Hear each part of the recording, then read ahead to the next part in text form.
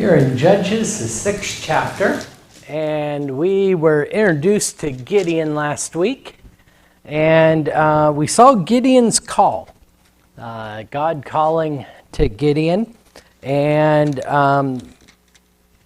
where we ended, we'll be picking up in verse 25 momentarily, but where we ended last week is Gideon decided to go and get a meal for the angel. It's given him the message.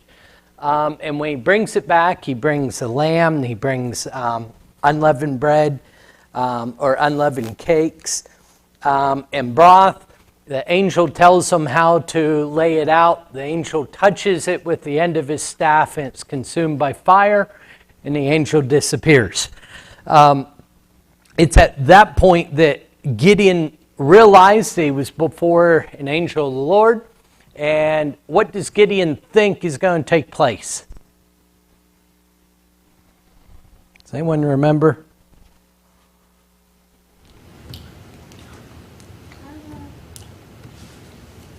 Verse 22 said, "Then Gideon perceived that he was the angel of the Lord, and Gideon said, 'Alas, O Lord God, for now I have seen the angel of the Lord face to face.'"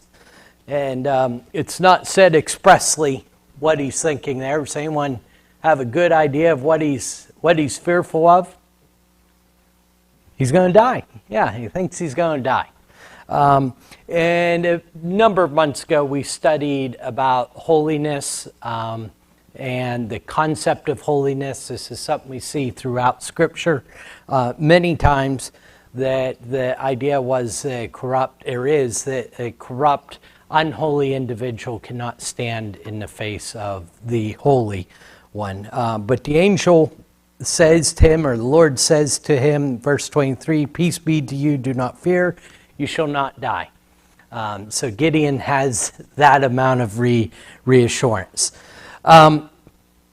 But now the angel's getting ready to give him big task, and that's what we're going to get into tonight. The first task is to go tear down altars. And boy, that's not going to make him any friends, is it? So that's what he's going to be asked to do. Questions or comments before we get started with our reading? Judges chapter 6, would someone read 25 through 27 for us? Take your father's bow, and the second bow, 7 years old, and pull down the altar of Baal that your father has, and cut down the Asherah that is beside it, and build an altar to the Lord your God on the top of the stronghold there. With stones lay it in due order. Then take the second bow and offer it as a burnt offering with the wood of the Asherah, and thou shalt cut down. So Gideon took 10 men of his servants and did as the Lord had told him. But because he was afraid of his family and the men of the town to do it by day, he did it by night. Okay, thank you. So Gideon's told, go tear down these altars. And really there's two things here. Number one, there's the altar of Baal. And he's going to break it up. He's going to take a bull, which likely is an oxen. He's going to tear down the altar and destroy it. Baal is the most important god in the Canaanite pantheon. He is the Greek equivalent of Zeus, or Zeus is the Greek equivalent of the Canaanite Baal, rather. So he's the most important. He's the high god, if you will. But we're very familiar. For that reason, he's all through the Old Testament, isn't he? This is a god that the Israelites were attracted to. You might ask why. It seems because he was in their territory. He was the god of the Canaanites. So we're coming back to that concept in Joshua where they're told to chase the individuals out and did not do so. That's one, he's to tear it down. Now the other thing that he is to do is to tear down the Asherah. Now Asherah was the goddess, the of the Canaanites. She was the mother of the gods, if you will. And she was represented normally with trees or groves. So all through the rest of the Bible, you'll see that there's groves, and sometimes you wonder what's with these groves. They likely are rows of trees, segments, portions, or areas of wooded areas that represent Asheroth. And she's a god. So he's going to break down that altar to Baal. He's going to build an altar to God, and he is going to sacrifice his father's bull.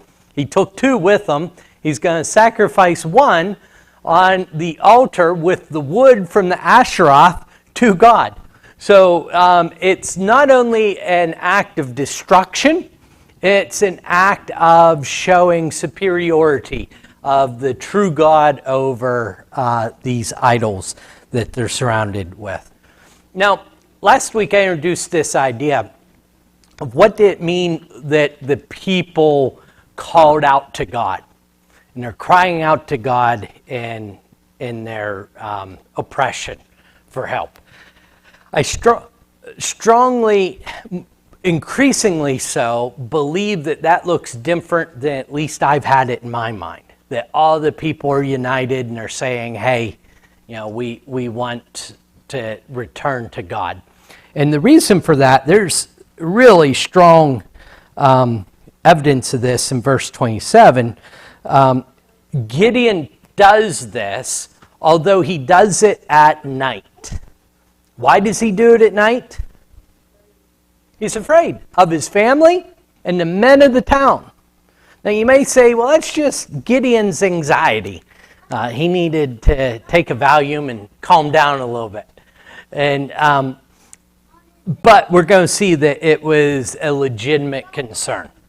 That this is not just in Gideon's head. The people are not going to like it. So, again, in saying that, I'm not really giving an answer.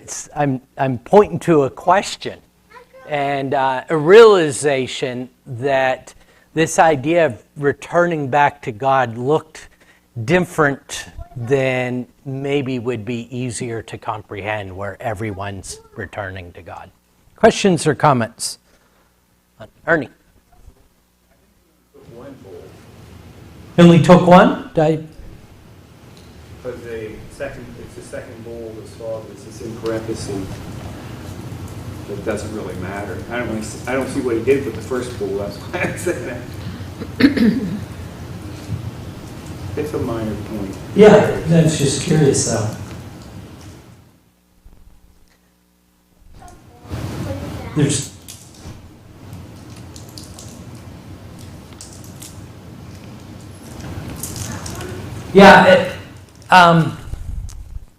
it's interesting. I read 2 there with the and, but that might. I wonder if it's translation issue. What's King James saying? 25. This is the King James. It says, "Now it came to pass the same night that the Lord said to him, take your father's young bull, the second bull, 7 years old, and tear down the altar of Baal, that your father has, and cut down the wooden image." Okay. Yeah, I see that. That sounds like one bull to me. The ESV reads, take your father's bull, and the second bull, 7 years old. Even that could be one, couldn't it? Yeah. Yeah, it's not an important point, but so I'm glad you pointed out, just out of curiosity. So then, if that's the case, he offers the same bull. In verse 26 is a description of that bull. So either or, like Ernie said, it's not a big important point, but I am curious about that. Probably will look at the interpretations just from my own curiosity for next time. So he takes a or 2 bulls and 10 men. and to do this work. So this is a task. Just some points of reference. 1 Kings 14:23 talks about these, and this, of course, is after this period of judges, these Aseroths being throughout the land. So these are problems that these people struggle with really till they are exiled. So, anything else? Want to pause before we go on and say hello to Leslie, and it's good to have you with us tonight, Leslie, as well as Sharon and Dave. So Sharon, we've been praying for you. We'll continue to pray for you. Hope you're feeling better soon, as well as Mike. So it's great to have you guys calling out. Thank you for commenting in the section there. Would someone read verses 25 through 35? Again, Judges chapter 6.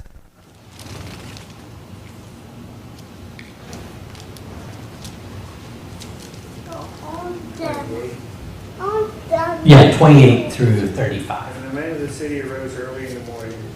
There was the altar of Baal torn down, and the wooden image that was broken was cut down, and the second bull was being offered on the altar which had been built. So they said to one another, "Who has done this thing?"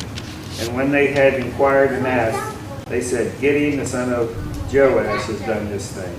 Then the men of the city said to Joash, "Bring out your son, that he may die, because he has torn down the altar of Baal, and because he has cut down the wooden image that was beside it." And Joash said to all who stood against him, "Would you plead for Baal? Would you save him? Let the one who would plead for him be put to death by morning. If he is a god, let him plead for himself, because the altar has been torn down." Therefore on that day he called him Jezebel, Jerubbaal, saying, "Let Baal plead against him, because he has torn down his altar." Then all the Midianites and Amalekites and the people of the east gathered together, and they crossed over and encamped in the valley of Jezreel. And the Son of the Lord came unto Gideon. Then he blew the trumpet, and the Azarites gathered behind him. And he sent messengers throughout all Manasseh, who also gathered behind him. He also sent messages to Asher, Zebulun, Naphtali, and they came up to meet them. Okay, thank you, Ernie. So, as we mentioned earlier, the town wakes up in the morning and here's our altar broken down. And they say, "Who did this?" And of course, it's only a secret if no more than one person knows. Gideon used 10 men, and so it's quickly known that it's Gideon that does this. Now, his father's response is quite interesting.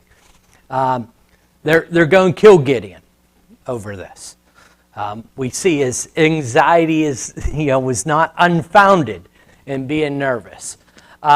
So they are going to kill him. And his father says, he says to the people of the town, "Are you going to contend for Baal? Are you going to take up Baal's fight?" Sunday night we looked at the 23rd Psalm and noted that there, when David starts, "The Lord is my shepherd," that he's referring to the Almighty as opposed to these idols that are heavy burden. And Joash's argument is pretty simple. If Baal is truly a god, he'll be able to contend for himself. Let him contend for him.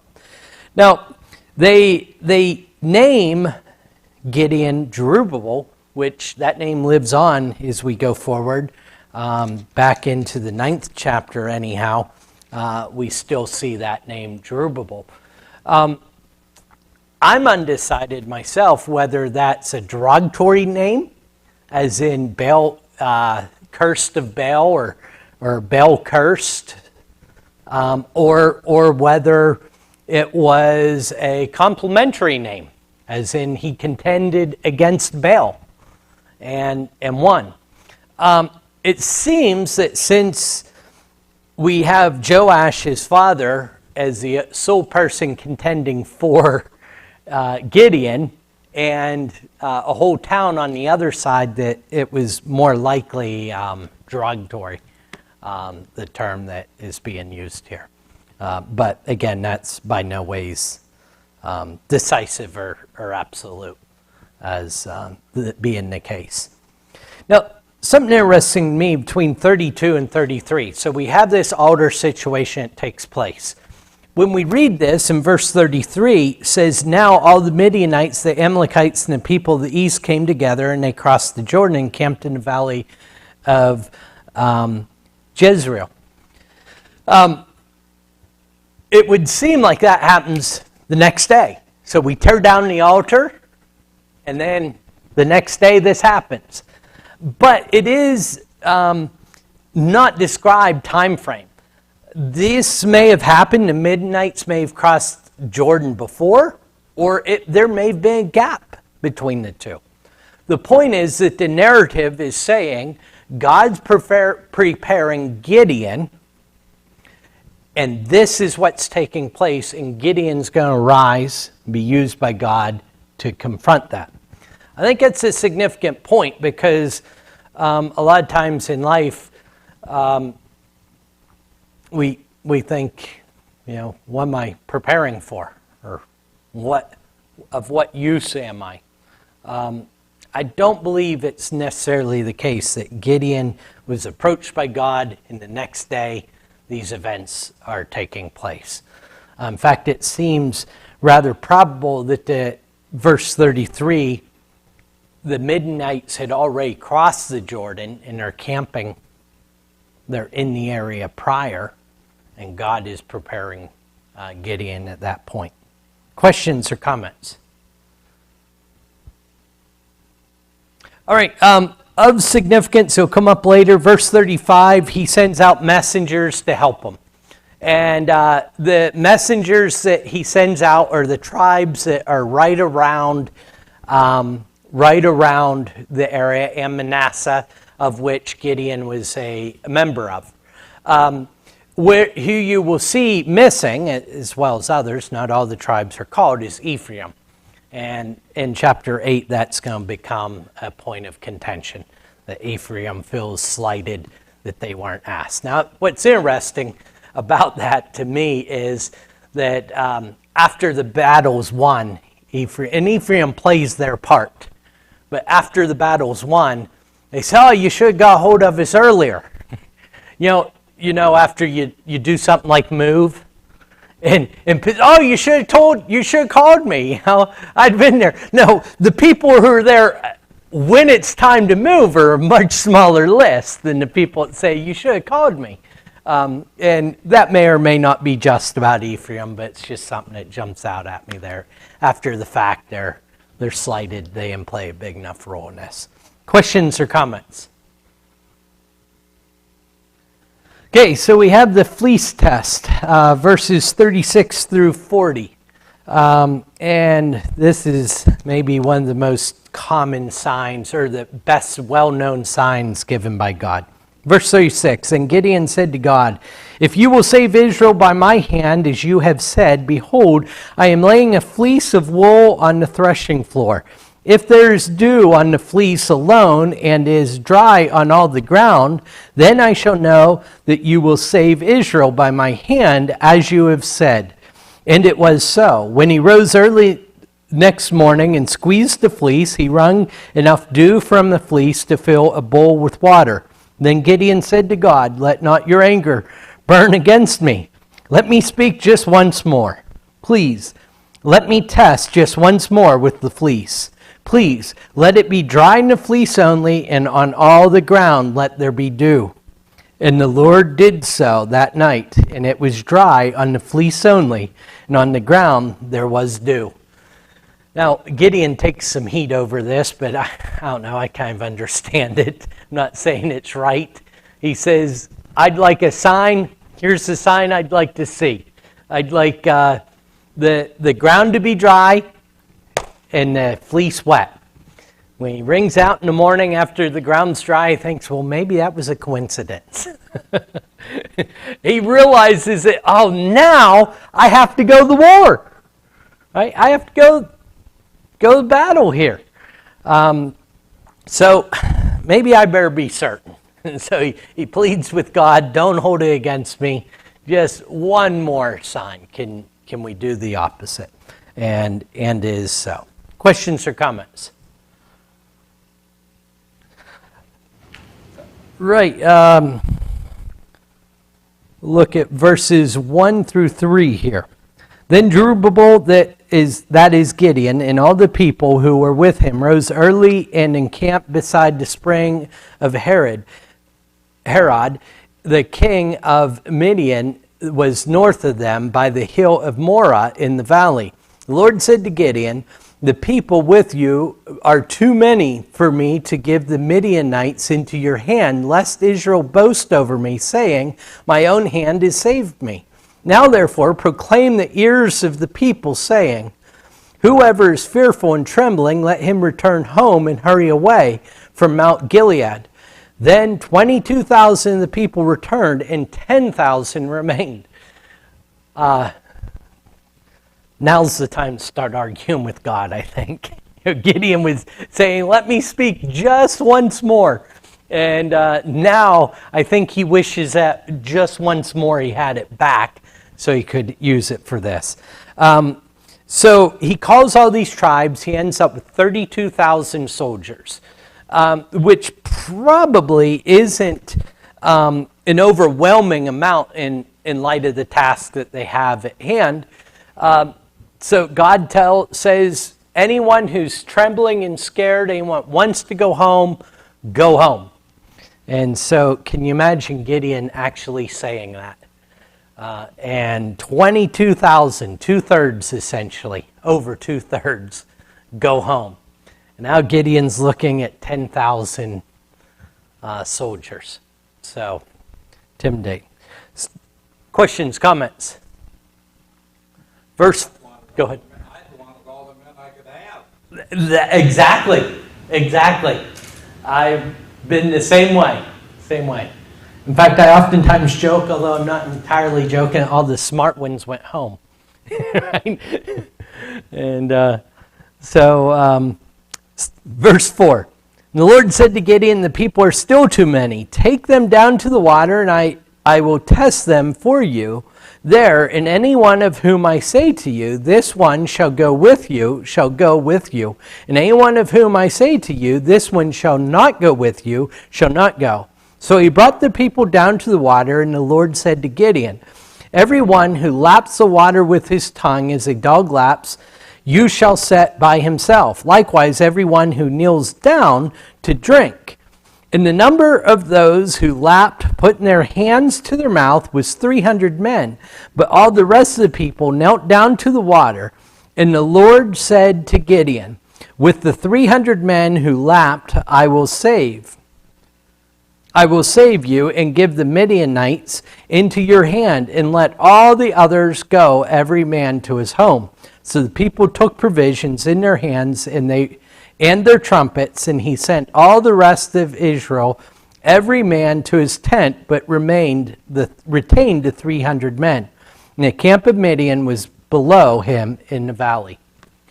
So test number 2, he takes them the water, and he bends over and sucks out of the water, are sent home. Any who cups with their hands and brings it to their face, they say. Now, both of these, notice there are military significance to both of these tests. You want stable men who are able to suppress, control, or not be overwhelmed by fear. Yeah, that's test number 1. That makes sense.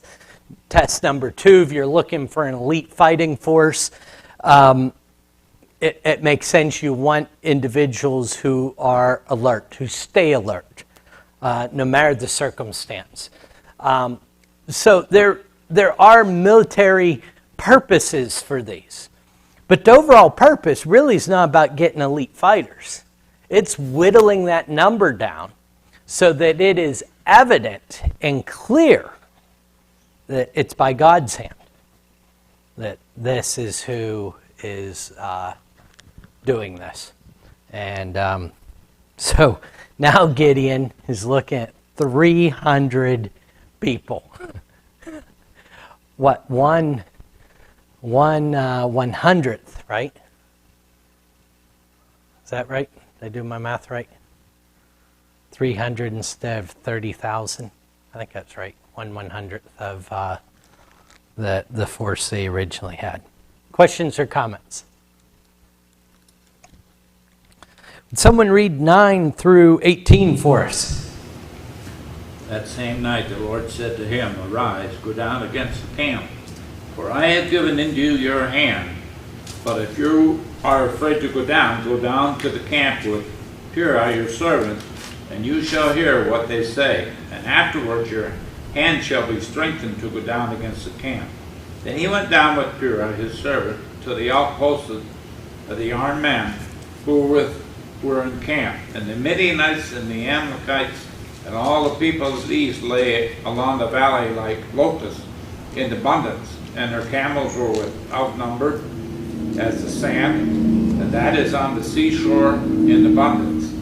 When Gideon came, behold, a man was telling a dream to his comrades, and he said, Behold, I dreamed a dream, and behold, a cake of barley bread crumbled into the camp of the Midianites, or Midian, and came to the tent and struck it so that it fell and turned it upside down.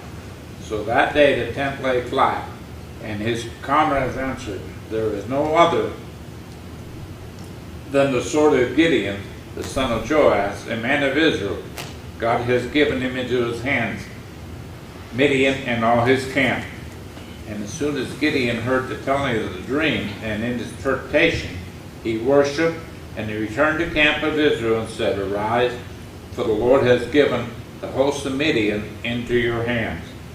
And he divided 300 men into 3 companies, and put trumpets in the hands of them, and empty jars with torches inside the jars. And he said to them, Look at me and do likewise. When I come to the outskirts of the camp, do as I do. When I blow the trumpet, and I all who are with me, then blow the trumpets, also on every side of all the camp, and shout for the Lord and for Gideon. Thank you, Bob. So here's another sign now given to Gideon. Now, we don't read this, but we see how apprehensive Gideon was before the men gathered. And it would seem to me that now looking at 300 people on his side, that Gideon is once again apprehensive. Again, that's not openly said, but verse 9 says, The same night the Lord said to him, Arise, go down against the camp, for I have given it into your hand. But if you are afraid to go down to the camp with Purah your servant, and you shall hear what they say, and afterwards your hand shall be strengthened to go down against the camp. So the Lord's saying, go down, and when you hear and see what you are going to hear and see, your hand is going to be strengthened.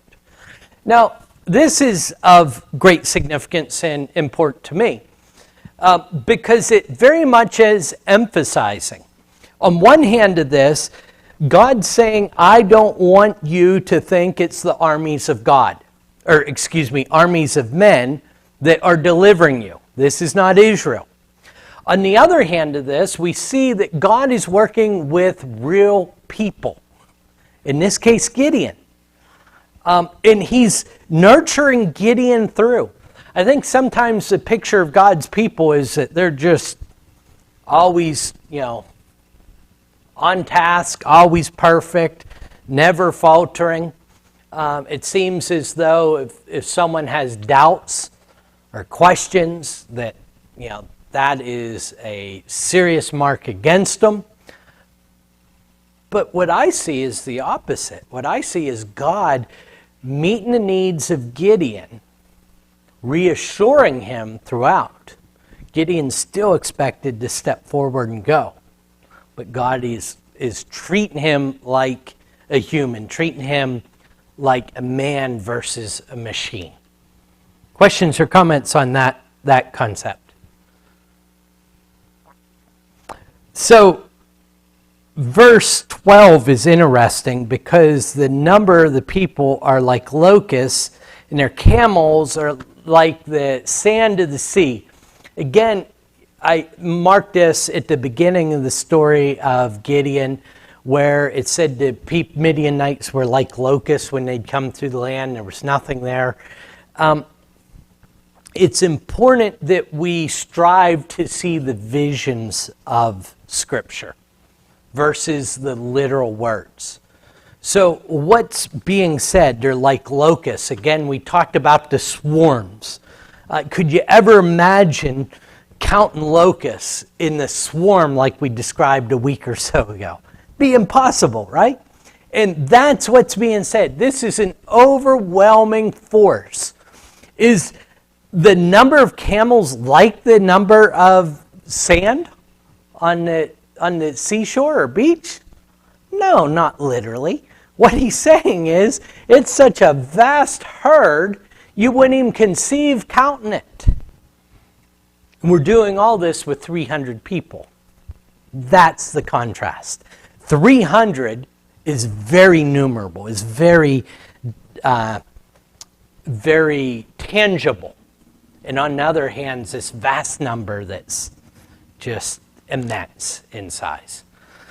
And so Gideon goes and he seems to be standing next to a tent, and he hears a man telling his comrade, his friend, his co-soldier, his fellow soldier, dream that basically he says in 13, I dreamed a dream. Behold, a cake of barley bread tumbled into the camp of Midian, and came to the tent and struck it, so that it fell and turned on its side down, so the tent was flat. So it's this roll of bread rolls into tent and falls onto the tent and lays it flat. Seems absurd, right? About as absurd as 300 people going down and conquering this huge, vast number of soldiers. And when Gideon hears this, what does he do?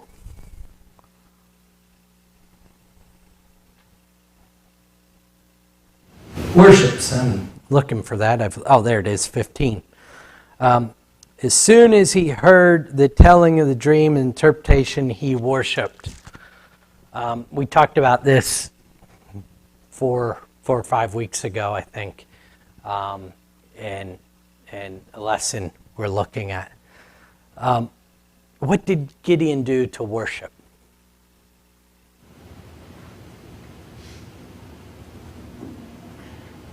About as much as we know, right?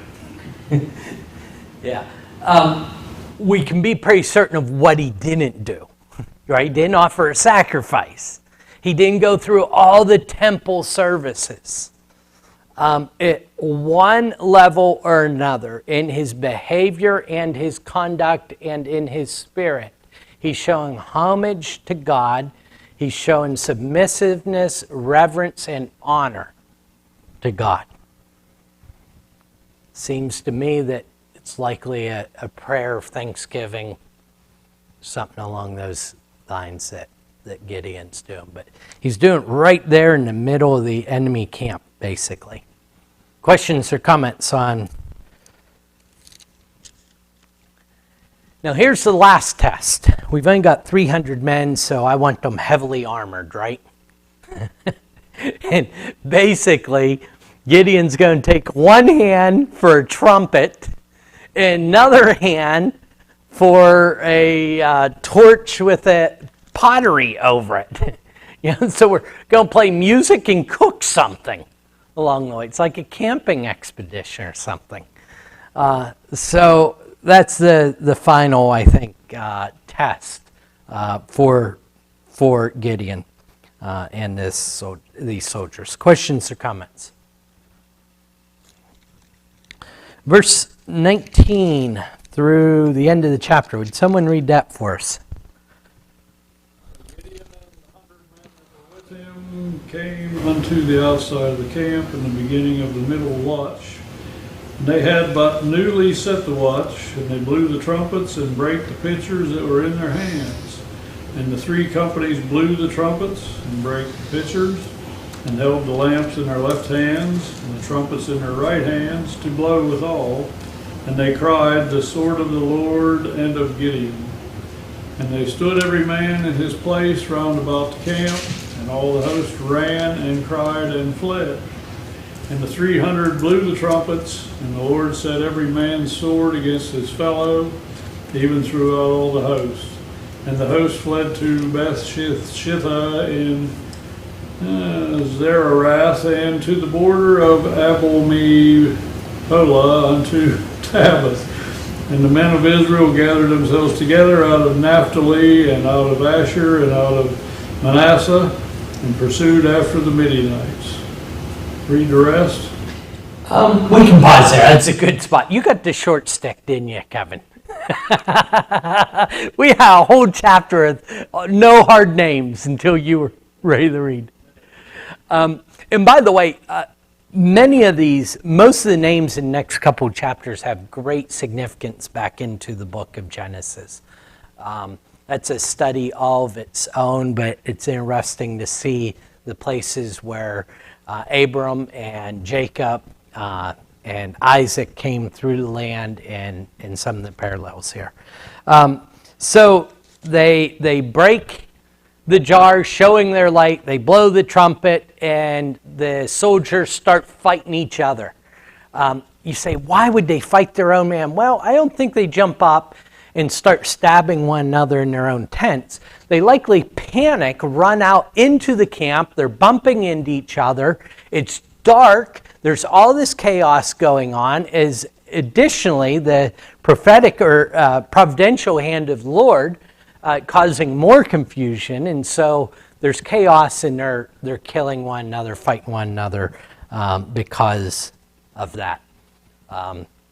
So the army fled, and they start to flee, and now they are being pursued. And now some of these other men are going to see action. Some of these ones that are not in the 300. So, questions or comments before we finish this chapter?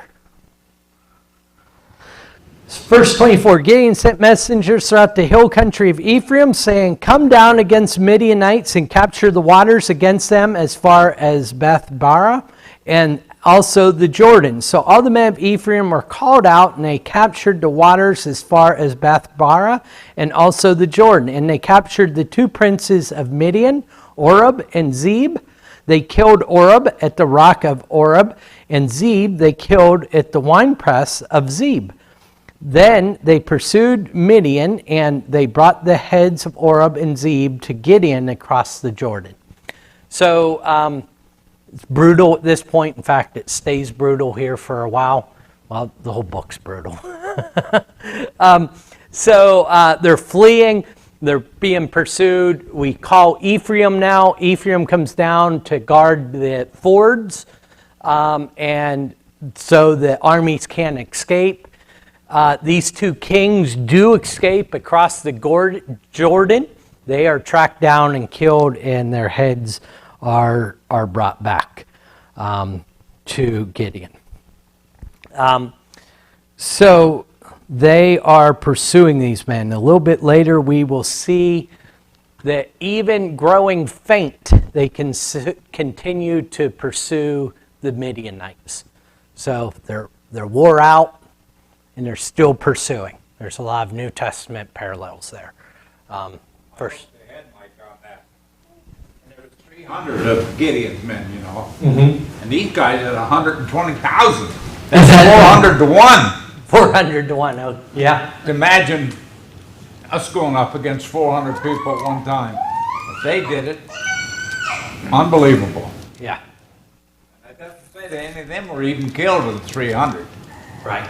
Yeah, really, 300 don't seem to see any battle until the armies are fleeing. Yeah.